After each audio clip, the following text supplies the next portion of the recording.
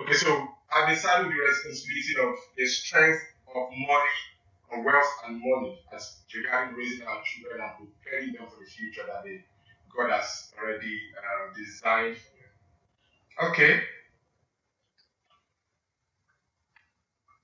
let's see. Sorry. Okay. Yeah. So who is this for? I like to talk about the parents that I had this in mind when I was preparing. So parents who feel inadequate or under-resourced when it comes to how to support their children. They feel under-resourced. More like, how can I go about this? Two, parents who don't know where to start or what to do. They feel a little overwhelmed. They don't know where to start. And finally, parents who are afraid of making mistakes. I don't want to get it wrong. And so these are the kind of. So if this sounds like you, then this is for you. First, introduction. Um, I believe, this is my belief, okay, that God sends children to the world to solve problems. Anytime a nation, anywhere in the world, is crying out, God, deliver us from this problem, what God does is that He sends someone. And that's where the ROI concept comes into place. God doesn't just send children like, oh, I'm really bored today, I like to make Tolu. Alright, let me just say Tolu. Where do I stand in that Nigerian country? No. There is a problem, and then God says, who is the best person? Who can I send? Who can solve this problem? And then what unique competence will this person need to have? What family upbringing background will be relevant for this person? And then God puts all this together and then I'll say, now, what kind of parents will this kind of child need? Alright? And then God put all that together and I'll say, you know what? This family, this is where this child needs to go. And then send. A good example is Moses. The children of Israel were crying, God, deliver us from this bondage, deliver us from this bondage. How did he respond? He responded by sending a gentleman called Moses. He sent Moses, but Moses needed to have a certain level of thinking, a certain level of understanding. So he needed to have knowledge of the Egyptians, and then of course he would be a Hebrew boy. So what God did was to raise him up and plant him within the children of Egypt. And so he was raised there. He knew all their philosophies. He knew how they worked. He knew how they thought. And so when it was time for God to send him, he was armed between the two worlds. So sometimes it's good. God has his plan. He has everything well crafted out. And so in the scripture it says, before I formed you in the womb, I knew you and I ordained you a prophet. So every child that God has designed, it has a specific agenda. It has a particular goal. And it has a plan for everyone. Okay? Now, when I was researching, I stumbled over this statistic that says, there are over 900 million people in over 42 countries. This is from Ghana, by the way, who are unfulfilled about what they do in life. They are not fulfilled about their career. They are not fulfilled about their vocation. And so they are not happy. They feel that it's more. They feel they are not maximizing their potential. I'm going to talk about why this is relevant. Okay, I was saying that I was having the responsibility of talking about the strength of wealth and money as regarding fulfilling purpose, helping our children to fulfill purpose. So one key thing that the concept of purpose did for me, because when I was born, I all I had in mind was just get up there, go to university, get a good job, and just and just enjoy your life. And I never knew there was such a thing as purpose until I gave my life to Christ. That's when I came into the church environment where they were teaching the concept of purpose. And I was blown away. I said, really? I mean, everybody has a job description. I mean, everybody has something that they were supposed to do, they were born to do. And that completely, blew me away. So the quest now became, rather than just going off and choosing what I want to do, finding out what I'm supposed to be doing. And that's what we need to do for our children. And like the last speaker said something. He said, in an average African setting, if you're not a lawyer, if you're not a doctor, you're not an engineer, most time they don't take you seriously. But very few parents, well, these days it's becoming much easier. But some time ago, very few parents really ask their children, what are you gifted at? Very few really pay attention. You talked about paying attention, listening with our eyes, watching them. Someone says you can know how a child will turn out when you study their inclination, when you study how their natural inclination, their bends. There's a book that was written that's called Shape. I would like to recommend that book. It talks about what is your spiritual energy, what's your heart, what are you passionate about, what's your attitude towards life, what is your personality, what are your experiences. All this stuff play a role to what you are going to do. All this stuff play a role to what our children will need to do. So we can't just have, expect all our children to turn out the same way. They all have a template. They have a script. Like a computer. Every computer has a script. They have a particular software that have been installed.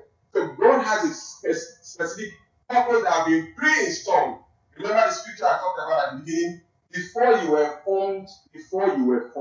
So before he was conceived, God already had a calling for him, and he called him imperfect. Alright, so that's why God doesn't wait for us to perform before he accepts us. He already accepted us for who we are, and he has called us who we are. So that's one key thing. This concept of purpose completely transformed my life. Somebody will say, what's purpose? The concept of purpose is very simple. And it says that everything that was created has an intention, original intent of the maker. The wristwatch I'm wearing has an original intent, has an original intent by the maker. Everything around you, your furniture, your dress, your eyeglasses, everything has an original intent. So whatever that intent is what that thing is supposed to do. This computer I'm using to broadcast to the world has an original intent. What we call abuse is abnormal use. The great thing to do is abnormal use of something. When you begin to use what you are supposed to use as a computer to make it a hammer, is what you are abusing. You are abusing that thing. So when a child that God has designed to be an astronaut, for example, is doing something else in a different place, however how glorious that profession is, that's an abuse of potential. That's an abuse of the original intent of the maker. So the onus is on us as parents to play the role of supporting our children, to work alongside them, not to try to make a film, or not to try to make them into what we want them to be, but to find out what is the natural inclination. Alright? We have been positioned as custodian, as stewards. The steward is what the owner. The steward is only handling something in lieu or in a position or standing in position for somebody else who is the owner. Who is the owner of our children? God Almighty. And he has a plan, he has an intention. Our job is to work with them prayerfully, talk with God, and he reveals. When Jesus Christ was born, there was an assignment for him. He said, and this is Matthew 1 verse 21. He said, and she shall bring forth a son, right? And he shall call his name. He even gave a name, Jesus. And he shall say this. That was the original intent. Can you imagine if his parents just moved in something else to do something else, and they said, "Oh, your calling is to be a carpenter, and that's all you're going to be." Can you imagine how much you're going to lose? So that's why this concept of purpose is so important. When we get this concept of purpose, the money follows. Why? Then someone says something that provision. Pro means for. Vision is sight, what you see, the future that you see. So provision follows vision. Any money that comes into your moment you discover purpose, what happens is this. God begins to position the right relationships. God begins to. Joy had this vision. Alright? She wanted to run this conference. What happened? God started positioning people. Oh, this person will handle this. That person will handle this. This person will be the MC. That person will cover this. This is what happens. The resources to run it, human resources, started preparing.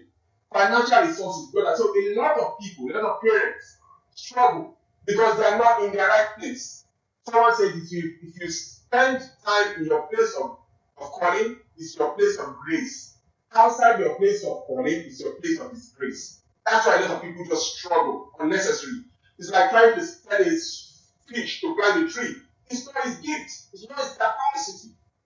This is very important because once you get purpose clearly, money follows, Relationship follows, doors open, it's much easier to go with the flow than to go against the flow of your natural gift. Okay? Now, someone said something. He said, I believe that, sorry, let me just, this.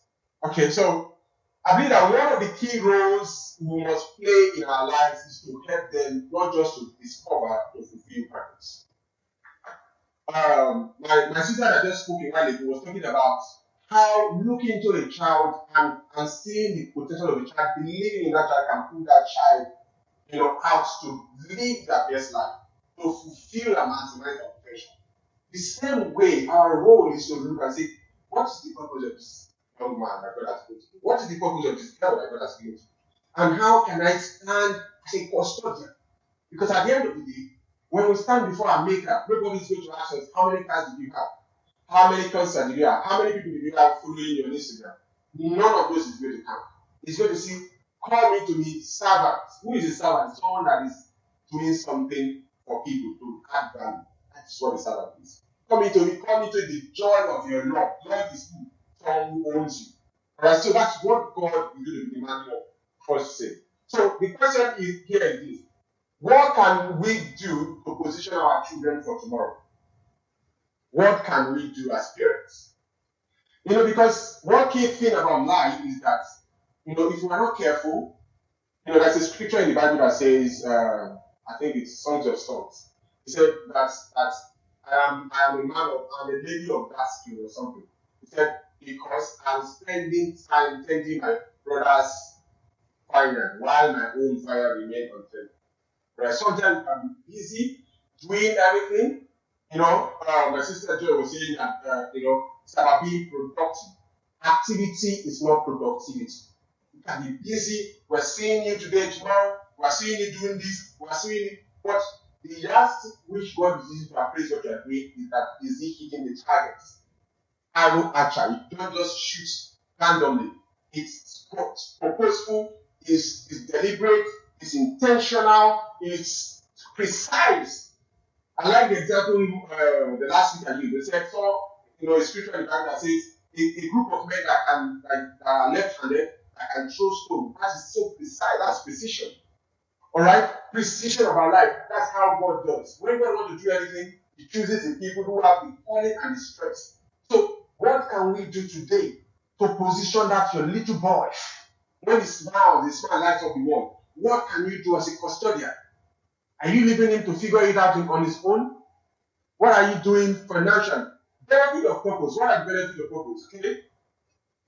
One of the reasons why God sent us into this world is to prepare us for eternity. So that's why we have eternity in view. Fulfill that purpose. Alright? Why? Because that is the reason why they are here in the first place. That is the reason, one of the ways for me that to show that I'm successful as a parent, that the concept of arrow archer is that I'm able to help them fulfill purpose. An arrow archer is good. Someone who fires. What are they firing at? They are firing at a problem that child was supposed to solve. There are 7 mountains where people solve problems. One is in education, in ministry, in arts and entertainment, in business, in sport and science. I think there's about 2 more. So whatever your child is gifted at, that's an area that God has given them grace to be able to function. Okay? Less is more. That's what I said earlier on. It's not about doing many things. The purpose helps them to stay focused. Many things will catch their eyes, but a few will catch their hearts. Those things that catch their heart. Because some parents will say, how do I help them to find purpose? Study them closely. Find out what they are naturally gifted at. Why? Because God equips us for our assignments. So the fish knows how to has fin. Look at the design of the person. What are their natural design? Then look at their gifts. He knows how to swim. Automatically, you know his natural habits. So once you study your child, you look at their natural bents, you look at what they are good at, and now sometimes you need to go to God in prayer because God reveals things. Alright? I think it was Rebecca that when she was pregnant and she was feeling a lot of discomfort, and she went to God, and God said, you have 2 nations in your womb. and he started telling her their destiny. That's what God does. When Samson was born, God told them, this is his assignment. You shall not cut his hair. God reveals things to parents because he wants you to get it right. It's not a God that does hanky-panky, that does, makes it, of course, the scripture says that the glory of God to conceal the matter, but the honor of him to search it out. So we need to search it out. By looking at them, by asking God, by, bombarding him, you're going to reveal things to us. Purpose helps with discipline. What does that mean? One of the things that help children to stay on course is when they have an identity, when they have a vision, a perspective of who they are. And as an example I like to use, and some time ago, the former president of the US, Barack Obama, when the first time he was going for that position, everybody, different, you know how they usually do when you want to, they will go and dig into your past, look for somebody who you probably made a mistake with, just to smear your character and knock you off the horse. They did everything possible, no find much. Why? The guy knew that he wanted to be the president of that country, and he started on time to live a certain kind of life. Once your child knows your purpose, what they are here to do, I'm telling you, a lot of the shouting that you do around the house will be limited. Why? Because they will live with a sense of purpose. Purpose and vision has a way of restricting people. There's a scripture that says, without vision, people run wild. Wild means without control, without thinking, without initiative. People just do anything, free for all. Right? Purpose has a way of restricting people. There are some things once you have purpose, your friends you begin to choose certain friends. There are places you will not go because you will know what you are going for. And that's the power of purpose. That's the power of having clarity. So as parents, if you can help your children understand the purpose, it will really, really, really help. Now, let's talk about the impact of life. So now that you understand the purpose, you help them to find their purpose. I said earlier on that once you do that provision follows vision. The moment you understand the purpose, from that purpose you can draw what a vision. What's the vision? Simple what I like to put it. Is seeing things as they can be. Seeing your child as he can be. Seeing your daughter as she can be. That's just a vision. A vision you have for that child.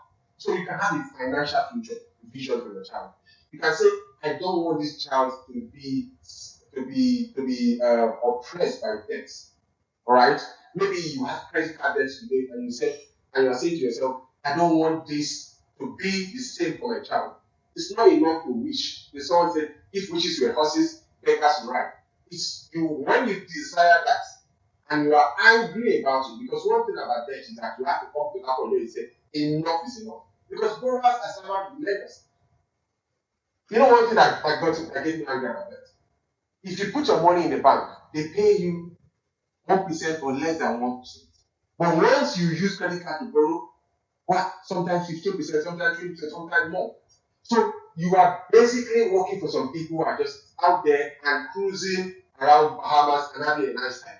So if you are angry about the state of your debts, and you say that this debt I will not pass it over to my child, I will not pass over this attitude about money, I will not pass over this mindset that is making me stay working long hours just to pay it off. I don't have time for my own purpose. Because one thing is this: children copy what we do, not what we say. You can say, live your purpose, and they are looking at you. Living your purpose. When you are doing shit back to back, they don't even see you at all. The reason why you are working like that is because somebody did not prepare some kind of financial safety net for you. There is a financial safety net that you have. I'm telling you, some strength to be part of your life. As a financial safety net, you cannot begin to talk about fulfilling purpose. Once Abraham Maslow has this hierarchy of needs, survival needs, shelter needs, belonging needs, self-actualization, that's the area of fulfilling purpose. Most people are at the foundational level. What will I eat tomorrow? When people are at that level, it's survival instinct. They're not thinking about fulfilling purpose.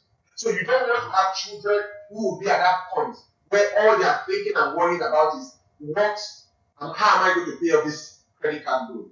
How am I going to pay off this debt? How am I going to pay off this student loan?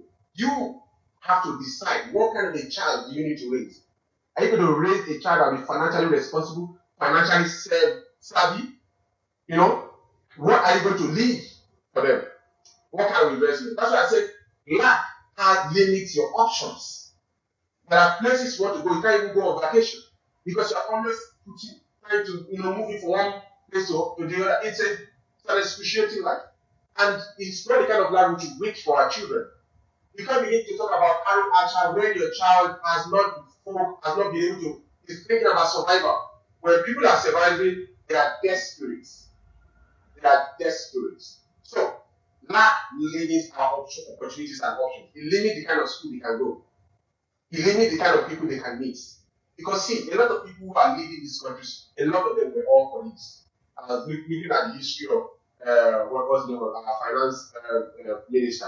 He went to Stanford. I started studying their friends. I studied a lot of the prime ministers in this country. A lot of them went to Cambridge or Oxford, and they studied philosophy, politics, and economics. A lot of them went to Eton College. How? Some people are providing some of opportunities for them, and that's why you have the same ruling class moving from one generation to the other. Why? Some people are putting structures. Why can't we put the same structure? The fact that you don't come from that background does not mean you cannot do it. Wealth can move from one generation. Bill Gates is one generation. Well, say his father was wealthy. But there are many people who were first generation millionaires. Why can't it be you? Why can't it be you? What can you do today that will make the fulfillment of purpose easier for your child tomorrow? We're talking about Meghan and Harry. They're not bothered about where to live. They have more people. So their issue is not, they are thinking of where to meet needs. Please, if you understand what I'm saying, I want you to leave comments in the section, Alright, so I like an interaction. So one thing about Bill Gates is this. Bill Gates is able to make impact because of the kind of wealth he has. He has finished, he left Microsoft as the MD CEO. He's moved over to build and Melinda Gates Foundation, impacting lives across the globe. That is someone who is thinking about how to impact. And this is what children of God are supposed to be the frontiers of. I would say we are the light of the world. Light means that He provides solution for the world. How many believers are doing that? Why? Because of the wrong teaching. Some teaching just make you are thinking about me, myself, and I. You are thinking about how to survive. Let's break out of these fragments. Someone said, the worst thing about being in the rat race is that after you win, even when you win, you are still the rats. Let's get out of that kind of approach. I like to quickly share my story briefly. I came from averagely comfortable family. And after a while, my dad was the only one working, my mom was a full-time housewife, and then after a while, one thing led to the other, kind of lost disemployment, and things radically changed for the family. To the point where we're 5 children at the point. To the point where myself and my younger brother were separated. This was back in Africa. We were taken to to uncles' places and aunties. So from time, people who had their own parents, children to also look after, they had their own needs. So after a while, we were moving from one place to the other. That's exposed us to a lot of verbal and physical abuse. Thank God for where God has, where God has taken me to today. But such experiences can harm and ruin a child. Some people don't recover from it. So what I'm saying, why I'm talking with so much passion. So I left that experience saying to myself, I'm going to take full charge of my own financial destiny. And I started my first business at the age of 11. I started making money from the age of 11. Why? Because of that experience I had at the age of 4. And that has driven me to always believe that there is something more. There is something more. And so when I discovered the concept of purpose, and it says that the moment you fulfill purpose, money will follow, I found out that this is what I'm going to sit with. Alright, so in these countries, many people who fall on hard times, sometimes they are willing to look after their children because they are working on to the night. Social services come into the place and take their children and transfer them to somewhere, some of them never get to see their children. We don't have to be in that kind of situation. A lot of statistics about black and what we call baby families are experiencing this kind of thing where children are being separated from that. Why? Because of financial limitations. Alright? So this is one key thing that we need to really prioritize in terms of helping our children to fulfill purpose. So, but we cannot create or raise the kind of children that we cannot. We can only duplicate who we are. So, if you are a father that is financially indisciplined, you just take the money, nobody, you don't give account to your wife, don't give account to anybody, just do whatever you like with the money. These are the things that our children will look for and copy. A lot of our financial habits today were picked up from our parents, true of us. How you spend money today is largely by how your parents dealt with money. And that's the reality. Unless you consciously retrain yourself, there is a proverb, an African proverb, that after you've been born, you now need to rebirth yourself. You need to recreate yourself. That means reprogram your mind. That is change your thinking. How many books have you read on finance? Or I think it was my book that says, I know how serious somebody is about money when I look at your library. If you are 45 years old, you should have more than 45, at least 45 books that you have read, not just have as a momentum or as a souvenir that you have in your life. That you've read and you have applied. And that's the kind of challenge. Because the only way you can break out of this rat race is when we are delivered. Our coaching program is focused on helping people transform, because we find out one thing. Many people achieve goals, but they are unable to sustain it. Many people, so for example, when people win the lottery, they have £1 million, but until they retrain and reprogram their mind on how they handle money, how they spend, how they invest, how they save, and how they earn, until they change that mindset, most of them go back to poverty and worse off. Why? This is what sustains your blessing. God can pour blessing into your life, but if you don't have the capacity to sustain it, what's going to happen at the end of the day? Everything will be poor. So, I'm going to speed up now. This brings me to the main discussion of the day. If purpose is the main reason why children are here, what can we do to support them? One of the ways to give them head starts by giving them experiences and exposure. There's a particular man of God that I really respect. One of his sons just graduated from Oxford. What did he do? He took them to Oxford when they were just children. I was telling them, this is where I'm going to be. And he was strategically positioning them. Today, one of them is a graduate from that university. So, that one does not take money. Helping them to dream. Expose them. Take them to places. Take them to places where wealthy people live. Take them to expose them to books about money. Give them books about money that wealthy people read. There's a book that I read many years ago that completely changed my life on parents. It's called Gifted Hands by Ben Carson. And how a single mother who was illiterate was able to raise one of the best neurosurgeons in the world. Why? She exposed them to the life. That's why I like what the last speaker said. Exposing your children to the life. The mind is the way you see wealth. Wealth is not seen with the eyes, it's seen with the mind. Because wealth is value. When you create value for people, people pay you. Money is a reward for solving a problem. Once you are able to recognize an opportunity, this laptop never existed like 50 years ago, but somebody saw it. You can't be carrying this mainframe computer all over the place. We need to have something softer and easier. That's a problem. The person provided to a solution. We are all paying for it. So expose your children. Education, expose them to books.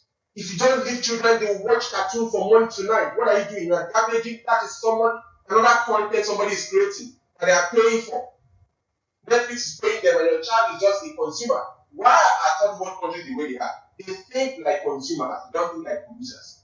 Raise your children to think like producers. So when they complain about something, ask them a question. So what are you going to do about it? One of the things that my dad helped me to do, my dad helped me to do, that anytime we want to make a family decision, you will bring all of us together. We'll be deciding. This was where I started developing leadership skills. Started seeing how that, my voice also counts. So when I go into our world, I make contribution because my dad listened to my own opinion at home. Some parents, when their children is making a suggestion, they say, come on, keep quiet. What I say, you are destroying their self-esteem. You are making them doubt their own inner voice. And that's a very unpardonable offense. Right? Take out, I talked about the rat race thing. Okay, I'm just quickly move on. So now, how do you help your children to do this? Number one is, where are you right now? You need to find out where is your family. Do you feel inadequate? Do you feel confident? Are you afraid of making mistakes? The moment you know where you are, then you can know where you need to go. So the other point is this. What financial vision do you have for your child? Alright, so don't leave anything to chance. I think it was the last speaker that says, if you fail to plan, you plan to fail. All right. So what financial plan? It's not just enough to say, I want my children to be rich. What are you going to do from where you are to that year? If your child is 25, what kind of 25-year-old child will you? Is he going to be signing his student loan? Is he going to own his own home? All right. There are children who are millionaires at the age of 15. There are children who are millionaires at the age of 20. Right? Their parents started them at a certain path. They're teaching them, I need to recommend a book. Rich dad, poor dad, rich dad book, and you understand how the difference between an asset and a liability. These are things you need to begin to teach our children. What type of parent do you need to be to raise that kind of a child? So if you say you want a child that will be living in his own house, he will be able to pay off, buy up his own house by the time he's 25. What kind of a parent do you need to be able to raise that kind of child? Remember, as parents, we duplicate who we are, not what we want. Okay? So you might be a parent that is very studious, a parent that has you go out of your way to go and make worthy friends. Because wait, you come from a background where people don't discuss something. You don't know what forex is. You don't know what asset and liability. Go to places where you will be taught. Don't say I don't know. Then fix the problem. Why do you want to raise a kind of child? Why? Because I don't want the child to be infected. Some people at the age of 30, their children are still living with them. What is he doing in your house? It's understandable if he's saving his money so that he can buy his house. You know? Some children, they're still going to back to their parents at 40, at 50. How long are you going to do that? Is that the kind of child you want to raise? Okay, so if you do this, if you do what was done, what our parents did, if you repeat what our parents did, we'll probably fail. How do we need to begin to think? How do we need our children to begin to think? And these questions will help you to begin to say, how do I need to think? What kind of things do you? And the only way you can do that is to expose their minds. A man by the name Charles Jones said something. He said, who you are, who you will be in the next 5 years, or who your child will be in the next 5 years, is made by the person the books they read and the people they listen to. The books they read and the people they interact with. Those are the things that shape their values, that shape their belief system, and determine if they will go to rise, if they will see challenges as an opportunity or challenges as an intimidation. Very, very important. Okay, what kind of investment do you have? I have investment that I put in my child. And I'm beginning to prepare. I'm beginning to expose him to a lot of things. So it's quite slow, but I place this around him, speaking them up. It's learning. I'm immersing him into that because I cannot duplicate the mistake of my parents. One of the purposes of inheritance is that two generations do not work on the same thing. That's what somebody said. Two generations does not work for, and I believe that two generations should not make the same mistake. They should learn from each other. As the Newton said something, if I'm going to go ahead because I'm standing on the shoulders of giants, learn from those people that have gone ahead. Read books. Don't make the same mistake. Don't reinvent the wheel. Alright? The concept of cash flow quadrant talks about 4 quadrants where people earn money. One is to as an entrepreneur, the other one is as an employee, as a sole trader, whereby you are the person who is starting the business. If anything happens, no business happens to you, no business collapses. Then, as a business owner and as someone who owns systems, that is the best way to go. Raise your children as people who own systems. Systems are like, for example, the owner of McDonald's owns a system that works successfully all over the world. So whether they are sleeping, whether they are in, whether they are traveling, they are making money. When you have shares, you have landed properties, those are the kind of things that we need to position our children with. What kind of conversation do you have around money? Some parents have the conversation where anytime you talk about money, everybody is fighting and insulting each other. No, that is the attitude your children will pick up. They will soak it up. Help them to read biographies of successful, wealthy people. I have a book by Insights in Jobs Brain. Those are the kind of books you read to understand how these guys think. Because if you can capture their thoughts, you can produce their results. Thoughts. The scripture, I think it was Psalm 92 verse 6, and says, oh God, how great are thy thoughts. Thy works, thy thoughts are very deep. Great works are product of deep thoughts. So if you can get your child to think and produce in superior thoughts, their life is made. It's okay to live well for them, but sometimes what you need in them is more important than what you need for them. Because you see children that squander everything that their parents gave to them. So the value that you impart to them, the perspective about money, how to handle money, how to create wealth, how to rebuild if they lose everything. The moment your child can rebuild, anybody can rebuild, they are successful for life. Right? The blessing is something that they have inside them. Let them understand the concept of blessing. Abraham had a conversation with Lot. He said, where do you want to go? It doesn't matter where you go, because I carry the blessing. He was conscious of it. He said, if you go to the left, I'll go to the right. If you go to the right, I'll go to the left. The guy looked and said, oh, lush green. We were looking at the external thing. This guy, Abraham, chose the other dry path. What happened? At the end of the day, he was going to have to go and rescue Lot. He produced, Bible said, became great and exceedingly wealthy. Why? He carried the blessing. Let's help them understand the concept of a blessed life. So, exposure to places I talked about that, take them to mission field, let them understand the concept of banks, how banks make money, take them to stock exchange, expose them, take them to number 10. Let them see, tell them you can be in this place. You can be in this place. There's a story I heard some years ago about a man who I think called Hilton, the owner of Hilton Hotel.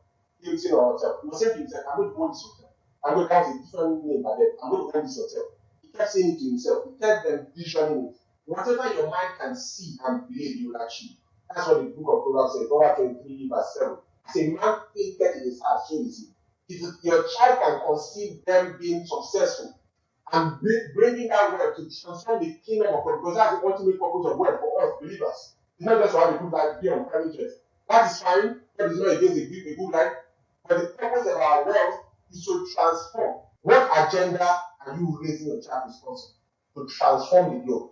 You have to rise up. Alright, difference between asset and liability. Asset is anything that brings money to your pockets. So your home may not be an asset if you're taking money out. It's when it becomes a rental property that becomes an asset. A liability is anything that takes money out of your pocket. So when your child wants to spend their school money, ask them, are you buying an asset? Are you buying a liability? What do people buy? What people buy liabilities to impress people they don't like? Are you a poor person? No money. So how will you have to behave if you're a wealthy person?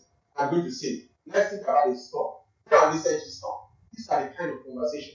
By the time your child is leaving high school, they are on a different trajectory. Okay? So there are different approaches. You can structure, you can have one-to-one meeting with your child. Let's talk about money today. Some children, that's the kind of language you understand. Sometimes unstructured. So you just, while you are driving, you are going, you are having conversation, you are using stories, you are using teachable moment, they talk about money, or you are watching news together and they talk about money. Use that as a teachable moment to explain something to them. Semi-structured, where you have some form of structure, you have, okay, I'm going to teach them this at this age, I'll teach them this at this age, something like that will work. So look at your child and know, you know your child more than me. Know the approach that works for them. Some of them like structured stuff, some of them like semi-structured, some of them use a combination of all. Different learning styles. Some like to listen, so sometimes you play them audio stuff. They have mobile phones, they listen. Give them podcasts to listen to. Listen about finance, and then ask them to write a review, and then have a discussion about it. They deliberate. Don't leave it to chance. Visual, let them watch stuff. Let them do stuff with their hands. So whichever style, learning style that your child uses, you know. So what are the problems? What are the obstacles that you may experience when you're trying to do this? Number one is sometimes your spouse will not be on board with you. If that's your problem, how do you want to go about it? The media is pushing out negative information out. How do you want to, what do you call it now? Seek through what they are doing. Peer pressure. Some of your children's friends may be buying the latest sneakers. So you want to pull out his piggy bank, the bag, have a conversation with him. Let him understand. It's not enough about just giving them instruction. Let them come to that realization with them. Have a dialogue. Alright? It's more effective than just shouting them down. Okay? What support system do you have? This conference is a fantastic support system. Plug yourself a support system. See, when you have a strong support system, sometimes it's stronger than you will. Alright? So if you have strong support system, it's very powerful. Very, very powerful. So this is our website. Our YouTube page is Foundation for Family Affairs. Our Instagram is Foundation for Family Affairs.